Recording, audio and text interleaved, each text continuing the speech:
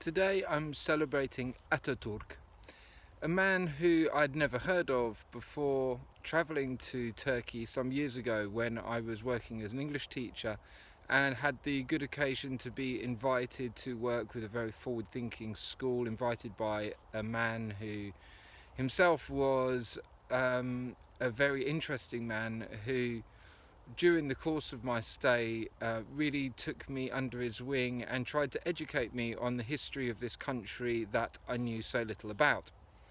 As is pretty much the norm for most people going through the education system in the UK, we hear very little about the places that existed outside of the empire. Our understanding of world history is very poor, generally speaking. Certainly my encounters with Scottish people, for instance, has shown a much greater, much wider appreciation for world history. So my excuses aside, I was able to get to understand this man Atatürk via this other Turkish chap who was also, it wasn't just him alone, but it was actually almost everybody that I encountered through that particular school, because it was obviously because of the associations with their principles and what it was that they were trying to establish.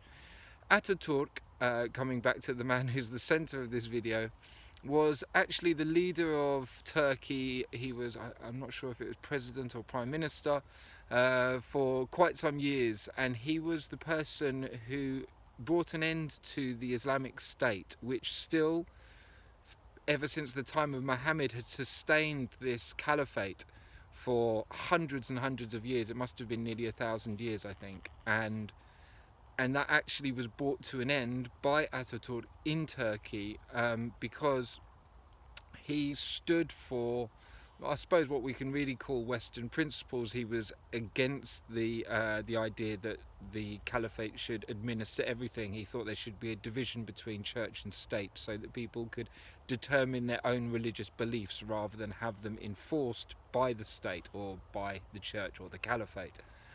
He was someone who felt that women had the right to be educated should they wish to. At that time, that was still completely not allowed by the Islamic State. There were many curfews and restrictions on the enjoyment of music and the arts. It was basically a very dogmatic and traditionalist, religious and specifically Islamic state up until that point. And Atatürk was someone who believed vehemently in and passionately in the idea of a country based on Western principles, where people could self-determine their actions, where the body of science would be embraced and encouraged. He saw a technology-enhanced future for Turkey. And at the time, the country was pretty much a third world Middle Ages kind of place.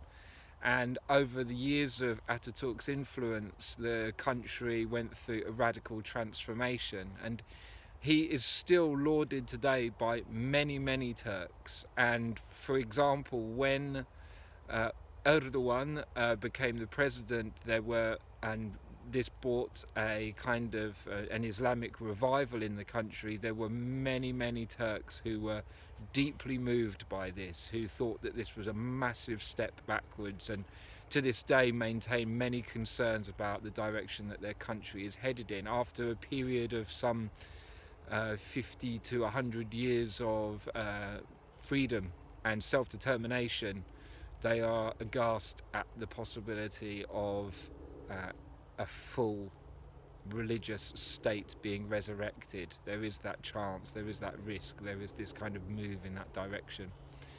So today I am celebrating Atatürk, a man I had never heard of before travelling to that country.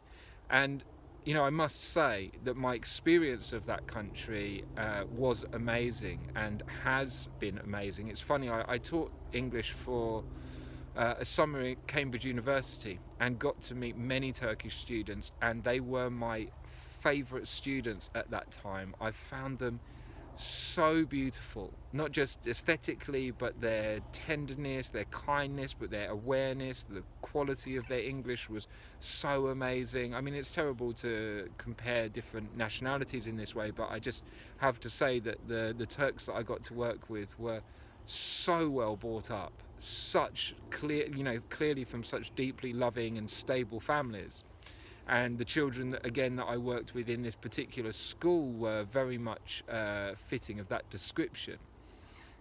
So and when I went there, I was able to see what an absolutely stunning country it is, to taste the beautiful foods, and to see a very well developed country. It was a beautiful place. The hospitality I received was just off the scale, and especially to the point of getting to experience a Turkish hammam, to go for a Turkish bath, to experience a Turkish breakfast. Oh my goodness, it's a fabulous country, and the people I've met there have been absolutely wonderful. So that's partly why I feel so personally moved to include this man Atatürk, who clearly had an enormous impact on his country and the culture that came in his wake. So a moment of silence to celebrate someone who spoke up very forthrightly and for